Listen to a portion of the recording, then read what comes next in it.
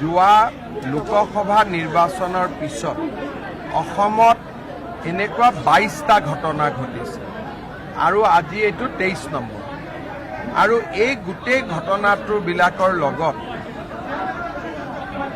এটা কিছুমান বিশেষ মানুহ জড়িত হৈ থাকে আৰু লোকসভা ইলেকশ্যনৰ পিছত তেওঁলোকে বহুত এনকাৰেজমেণ্টো পাই আছে, এটাৰ পিছত এটা ঘটনা কৰি আছে।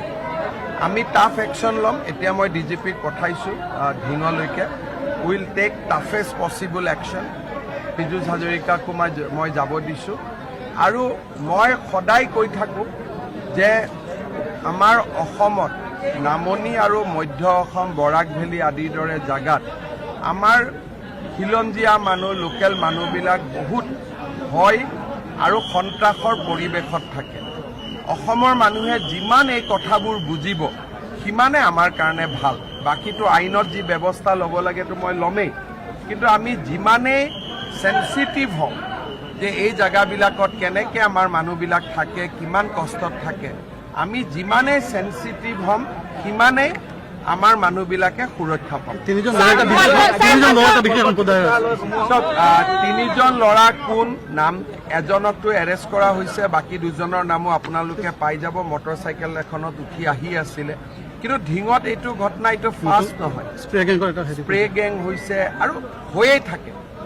যি জাগাত আমাৰ খিলঞ্জীয়া মানুহ মাইনৰিটি হৈছে সেই জাগাত আমাৰ মানুহবিলাক সদায় সমস্যাত থাকে। কিন্তু আনফৰ্চুনেটলি যিবিলাক জাগাত আমি মেজৰিটি তাৰ মানুহে এই মানুহখিনিৰ কথাটো অনুভৱ নকৰে। যেনেকৈ আজি অসমত কিবা এটা ঘটনা হ'লে অসমীয়া বঙালী কৰি দিব, কিন্তু কোনো বঙালী মানুহে ছোৱালীক ওপৰত হাত নিদিয়ে। কিন্তু আমাৰ মানুহখিনিয়ে চিন্তা কৰি থাকিব বঙালী, বঙালীয়ে চিন্তা কৰি থাকিব অসমীয়া, অসমীয়াই চিন্তা কৰি থাকিব মাৰোৱাৰী, মাৰোৱাৰীয়ে চিন্তা কৰি থাকিব হিন্দীভাষী। কিন্তু আমাৰ শত্ৰু কোন মিত্ৰ কোন মানুহে এইটো আজিলৈকে উলিয়াব নোখোজে বা নাজানে বা মানুহে এভইড কৰে। That is the biggest irony. সেইটোৱে আজি আমাৰ আটাইতকৈ ডাঙৰ সমস্যা। চৰকাৰেতো পদক্ষেপ লৈয়ে আছে, চৰকাৰে পদক্ষেপ লৈ থাকিব, কিন্তু মানুহৰ ভিতৰত থকা যিটো জন্তু সেই জন্তুটোক চৰকাৰে কেনেকৈ আগত বুজি উঠিব এইটোতো ঘটনাৰ পিছতহে চৰকাৰে গম পায়। যোৱা লোকসভা নিৰ্বাচনৰ পিছত অসমত এনেকুৱা 22টা ঘটনা ঘটিছে আৰু আজি এইটো 23 নম্বৰ আৰু এই গোটেই ঘটনাটোবিলাকৰ লগত এটা কিছুমান বিশেষ মানুহ জড়িত হৈ থাকে আৰু লোকসভা ইলেকশ্যনৰ পিছত তেওঁলোকে বহুত এনকাৰেজমেণ্টো পাই আছে, এটাৰ পিছত এটা ঘটনা কৰি আছে।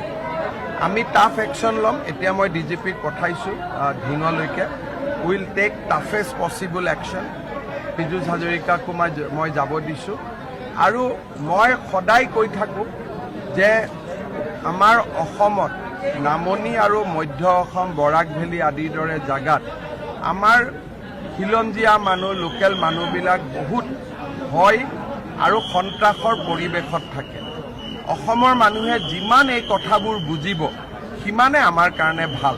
বাকীটো আইনত যি ব্যৱস্থা ল'ব লাগেতো মই ল'মেই, কিন্তু আমি যিমানেই চেনচিটিভ হওঁ যে এই জাগাবিলাকত কেনেকৈ আমাৰ মানুহবিলাক থাকে, কিমান কষ্টত থাকে, আমি যিমানেই চেনচিটিভ হ'ম সিমানেই আমাৰ মানুহবিলাকে সুৰক্ষা পাব।